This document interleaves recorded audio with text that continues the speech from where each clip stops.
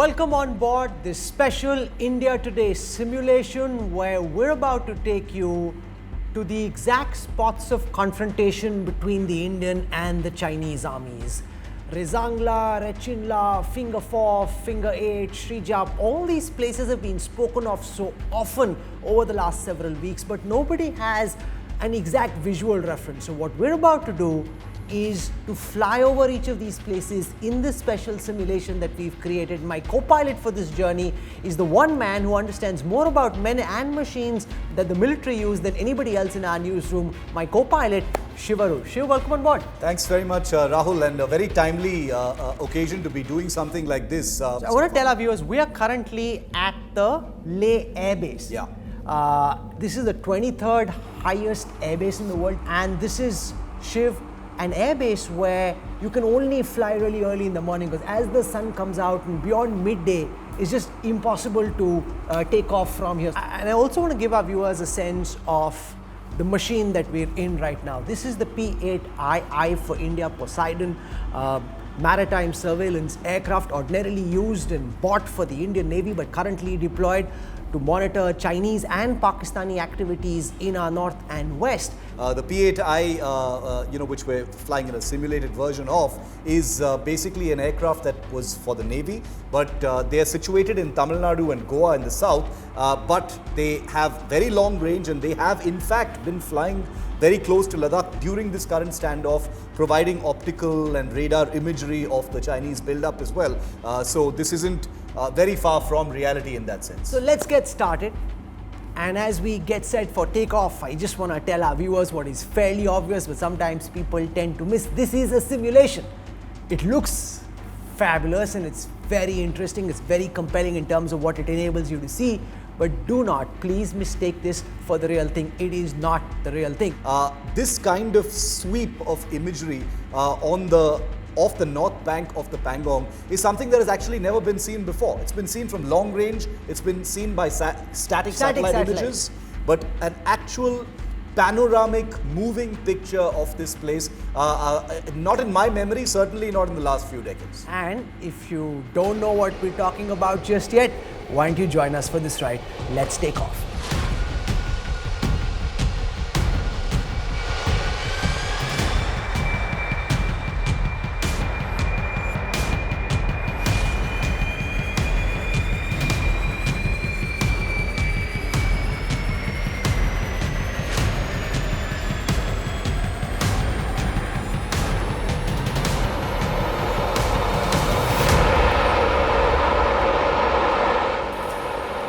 Now, the Pangong So, or the Pangong Lake, with So being lake in the local language, is the site of the most vexed dispute between India and China in the current confrontation.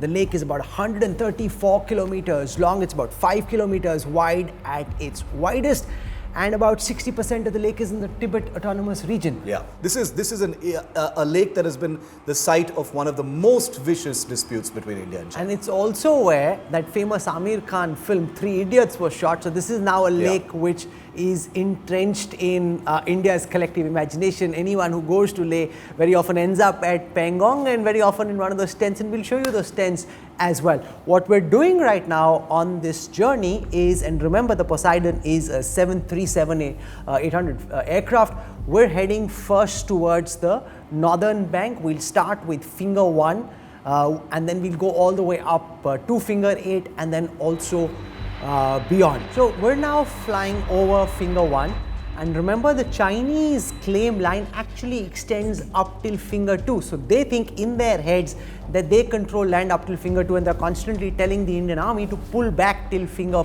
2. So we're just flying past Finger 1. You see now Finger 2. There are Indian positions in these areas. We're in fact reinforcing those positions. I also want to tell our viewers that these are old satellite maps. So do not for a second think that we're giving away any operational details. We are not. These aren't current deployments on the ground. These are just maps to give you a reference, a broad idea of what the entire conversation is about. We just passed Finger 3, and that, Shiv, is the Dancing Thapa post. Now this is named after Lieutenant Colonel Dancing Thapa, Paramveer Chakra awardee, one of the by far the highest military honor that India has, and it's in 1962 as part of Pandit Nehru's forward policy that Major Thapa at that time was asked to go and command a post called Shrijap, and they faced 3 rounds of continuous assaults. I mean, Dhan Singh Thapa is the stuff of legend, and he's really sort of representative of the huge amount of history that drenches every one of the cliffs that we're looking at, in this particular area. You were talking about Finger 3, Dhan Singh Thapa Post. It's much larger, of course, than what we can see here, but it's an elaborate base that's operated primarily by the ITBP. And this actually became one of the principal areas of defense for the Indian forces during the current standoff, because as you know, Rahul, and where we're going to be flying to next is Finger 4, where all the action began.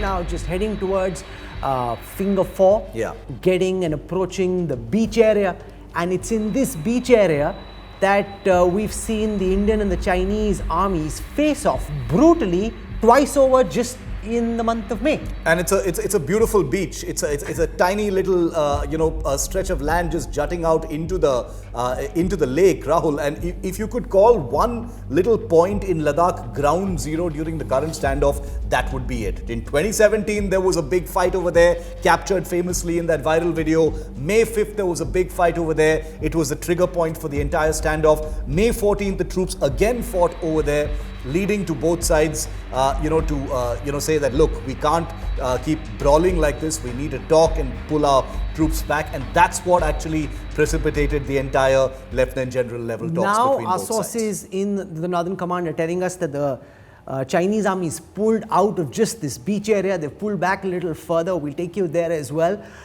This beach at this moment cleared out, but there's a lot of deployment, and we've got some satellite pictures from the past which show you how the Chinese in the month of June, even after the Galwan clash, had built up over there.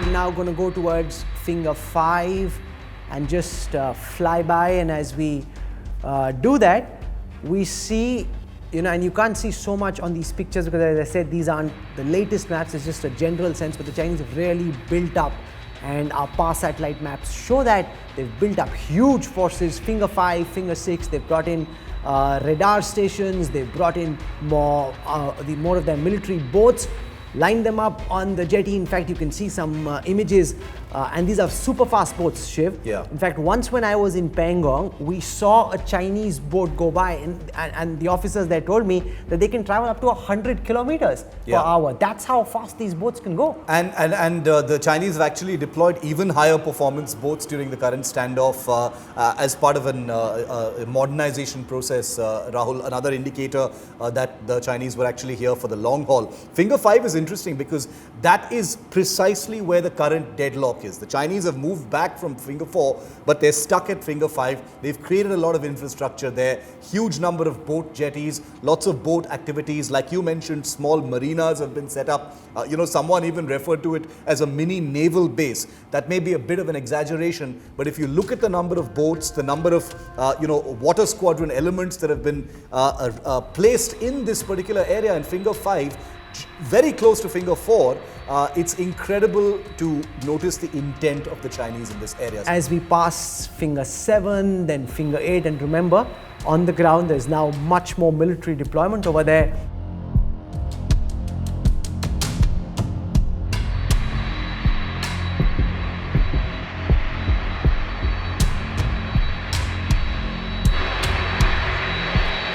We're now coming to a place called Shrijap. First there's Shrijap 2, which you can see, and Shrijap and 2 and 1 is where Major Dhan Singh Thapa in 1962 fought off the Chinese. This is where that battle happened, and remember, what that essentially means is that India earlier held territory up till Shrijap 2 and Shrijap 1. This was before 1962. So they've actually been systematically pushing us westwards as they keep coming in further and further, which is why the Indian Army said, enough is enough, now you need to go back, you can't just keep coming in. And if you see there, Shiv, they've got a lot of deployment, and they've increased it both around Shrijap 2 and then even on Shrijap 1.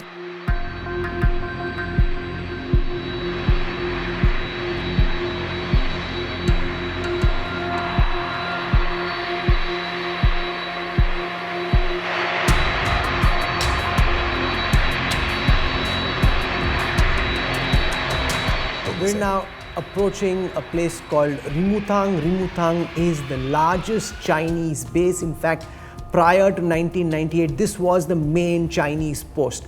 You had Shrija 1 and 2, which were like the outposts, but this was their main headquarters.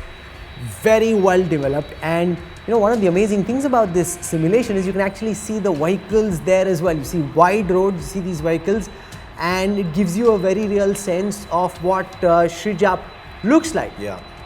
You know, it's pretty crazy in terms of how you see these vehicles. It gives you a sense that, oh my God, we've landed on Chinese territory, which actually we haven't, but it's just to give you a sense of what's going on the Chinese side. And unlike, you know, what we saw on the Indian side, it's a very basic post. If you see a place like Rimutang, it shows you how they've developed their infrastructure, whether it's in terms of roadways, the buildings, the entire deployment. It's very high-class infrastructure.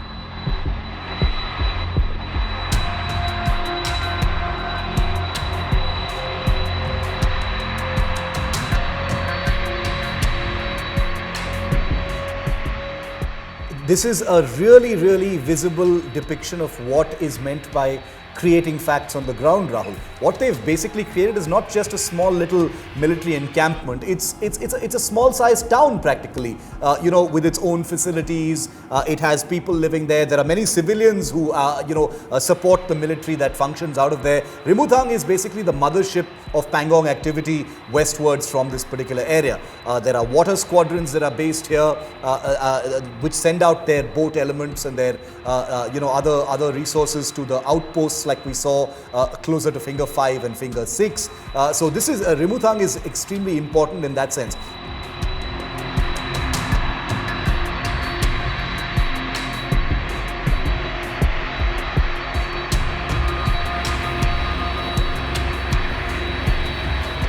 We're going to turn around and fly back towards the westernmost part of the lake, this time on the south bank. So what we did so far was to fly from Finger 1 till Finger 8, then Shrija, and then to Rimutang.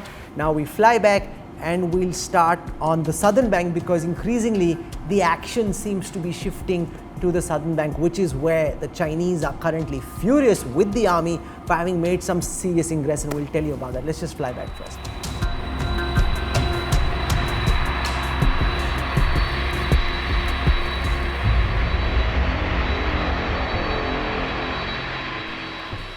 We're now on the westernmost part of the Pangong Lake on the south bank, and if you're a civilian, this is the part where you're likely to end up. And this is also the part that became really famous, because that's where the film Three Idiots was shot, Shiv.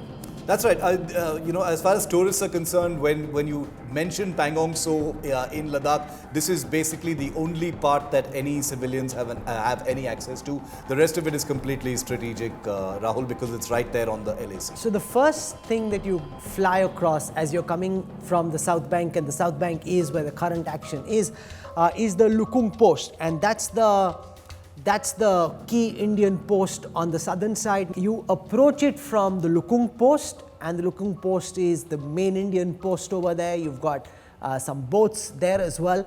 But that's the key post, which is shielded largely from the Chinese, but that's where you've got a major army deployment. You've got the base right there, Rahul. You've also got some marinas there where the boats are deployed, and this is in fact where Rajnath Singh had met with troops and sort of felicitated them during his visit to Ladakh. So Lukung is really sort of the starting point on the Indian side of the Pangong. And as you go further beyond Lukung, and you can see we're just flying past Lukung now.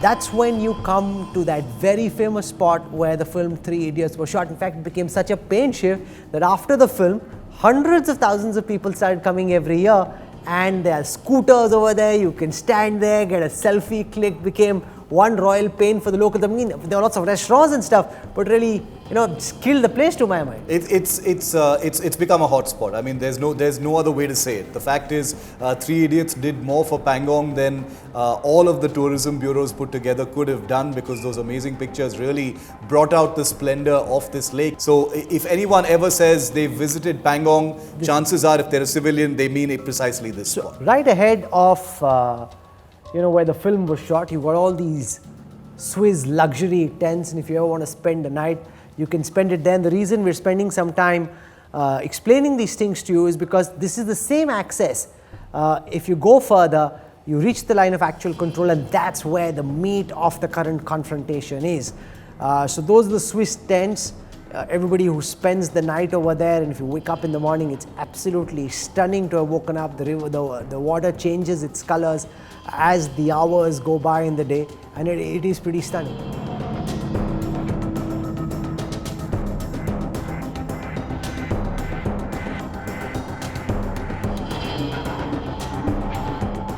It's an incredible place. I mean, and like you said, along this axis on the southern bank, Rahul, if you continue to, fly in this manner, another 40 to 50 kilometers, you're right there at the line of actual control. You're there. Right. As you head towards the line of actual control, you go past some scarcely inhabited but crucial civilian villages. So first you've got the village of Man.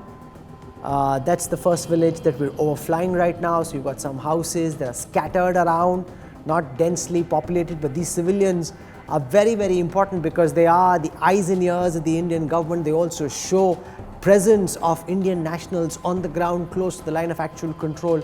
So very crucial role played by these civilians who have to deal with lack of electricity, lack of infrastructure, and those are problems that they deal with. As we fly past Man, we now come to the Mirak village, another village just on that axis.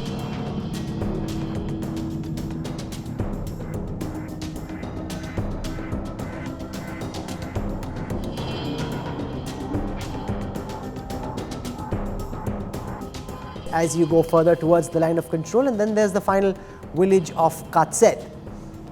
This is the last village to which civilians are allowed.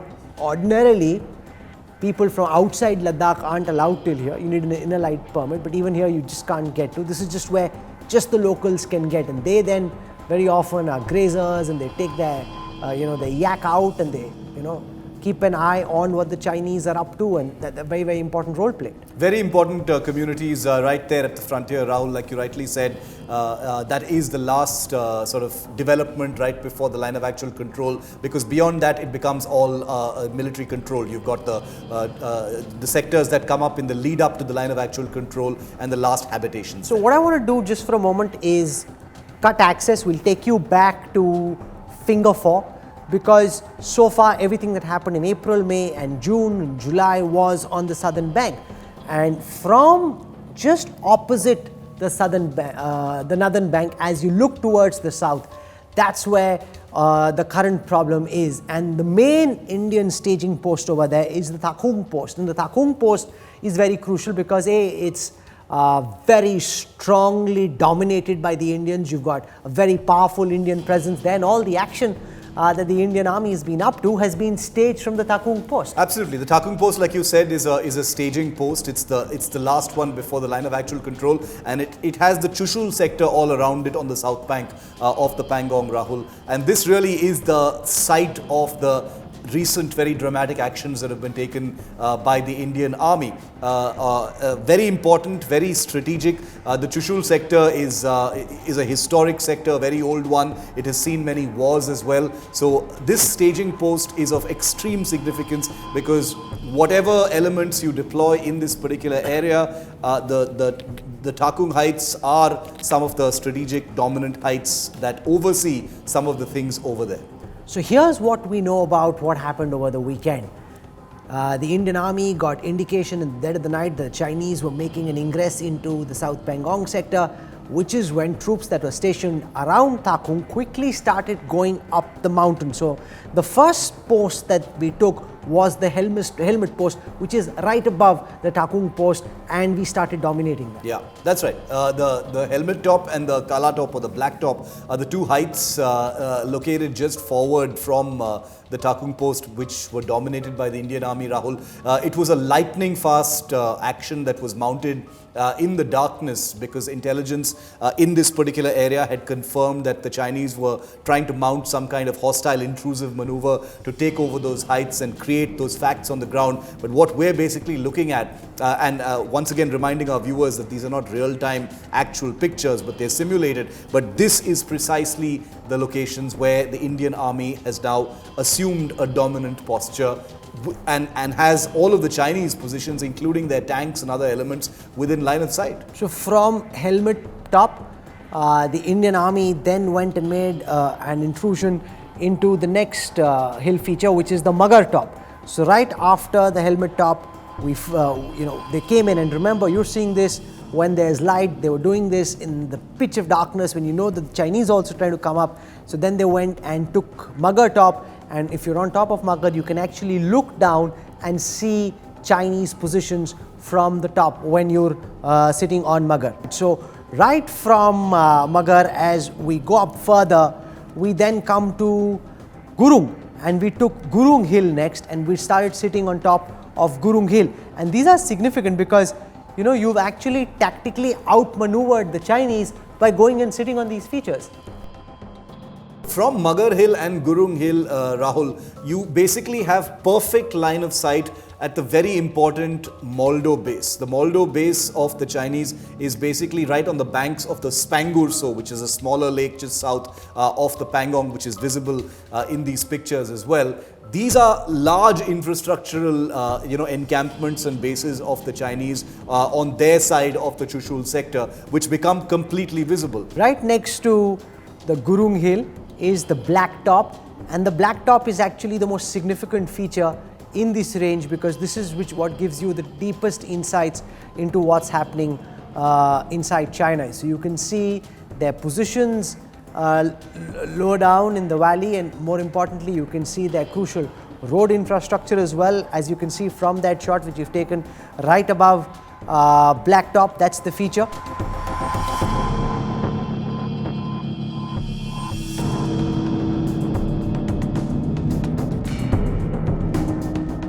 And as we then go from Black Top, we now are coming down into what's called the Spangur Gap. Now this is crucial because just the word gap essentially means it's an opening, and this is where you can actually bring in your tanks, Shiv. Yeah, so it's a very crucial piece of open land in the midst of all these mountains. That's right. I mean, as you can see in these pictures, amidst the very harsh high altitude terrain, the Spangur Gap is a perfect, beautiful 1 kilometer wide gap. It's almost a gateway in the Himalayas, perfectly flat land. It is through the Spangur Gap that the road connecting the Moldo base and the Indian border patrol hut, in fact, border patrol meeting hut, where the brigadiers have been talking, is situated. So the Spangur Gap is historically significant. It's also practically a portal for tanks, should they need to be actually deployed here. And if we just turn the camera around and look up now from Spangur Gap as we're doing, so you actually get to see Black Top, you actually get to see the Camel Top, and that's the significance. So if you're down in the gap and you're looking up, you're seeing the Indians sit right above you, and if you're a Chinese person, that's not a good feeling to have the Indians right on top. From the Spangur Gap, we now go to the Moldo border meeting point, and this is what you've been seeing on television every single day when brigade commanders are meeting, or the co-commanders are meeting, or the division commanders are meeting. Very often the meetings have been taking place here. And the interesting thing, Shiv, about this simulation is we've been talking about this BMP for so long, and this is the first visual reference I have for what that BMP actually looks like. It makes you feel as though, oh, you've been there.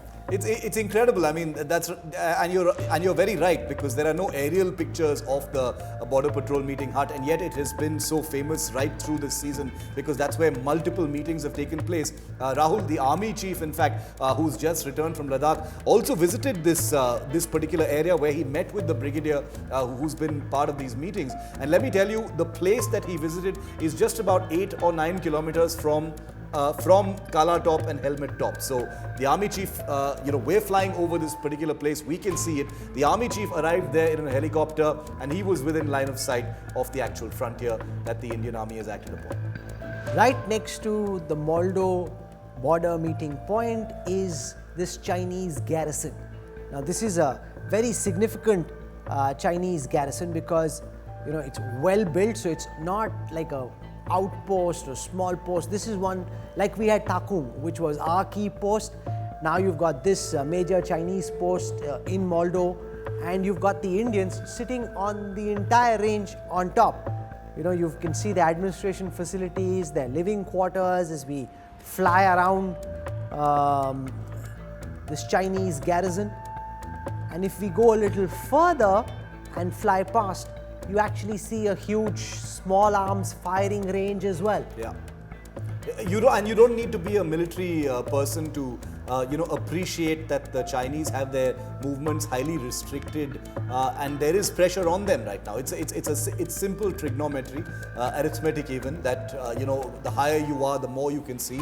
And there is this misconception that the Indian side is deployed in far greater strength than the Chinese side. That's actually not true, Rahul. The Chinese, like you pointed out, in Moldo and beyond, are deployed in quite a large strength as well. The gun position, the firing range, which is practically on the banks of the Pangong itself, are all completely within sight. And might I also add that many of these positions have emerged as recently as since late June. So while talks were happening, this build-up was actually taking place by the Chinese on the south bank. What you don't want if you're a Chinese army soldier is to have the Indians dominate a crucial garrison like we're doing at present. Now we come to Rezang La. Any La means pass, and the Rezang La pass is especially crucial because this is where Major Shaitan Singh led one of the most furious battles of the 1962 war with China. And what heroics the Indian army showed over here. Incredible, and very close to Rezang La, which is that wide pass through which wave after wave of Chinese soldiers attacked an Indian post of the 13th Command Regiment, led by Major Shaitan Singh, who posthumously won the Paramveer Chakra. There is a beautiful Rezang La memorial there as well. An incredible example of a last stand battle, Rahul. These were just a small number of Indian soldiers. 120 total soldiers, out of whom 114 died. Yes. So when to the last they man, say that they fought till the last man, this is where that literally came true. And there are some Chinese accounts, even though the Chinese never verified it, which say that there were 1,300 Chinese soldiers killed in this battle. Just imagine, 120 total soldiers, 114 of them killed. I still get goosebumps just talking about what Major Shaitan Singh and his brave boys did at Rezang La in 1962. Right next to Rezang La is Rechinla, which is where the Chinese say the Indians have come in, and the Chinese allegation is that we've come in 4.5 kilometers apparently into Chinese soil. The Indians deny it.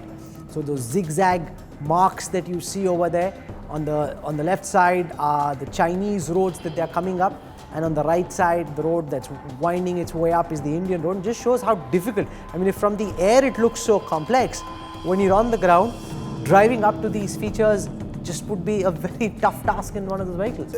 Perception is an absolute devil in such situations, Rahul, and the reason why the Chinese are so angry with the current Indian actions is, and it has very little to do with just perception, because the Chinese say that the Indians have crossed across the line of actual control and conducted these missions. The Indians say we are very much on the Indian side of the line of actual control. There are perceptional issues here as well, but Rechinla is a great example, of wires wires being crossed, of things coming painfully close together. But once again, even in Rechinla, like with Gurung Hill that you mentioned earlier, the line of sight once again to many Chinese positions already becomes extremely clear. They are within range, and that's also one of the reasons for the Chinese discomfiture. And it puts us in a situation where we can now bargain from a position of strength, because you've got something he wants, you're sitting on top of his vulnerability, and then you can trade. And remember, when you're dealing with an enemy like the Chinese, you have to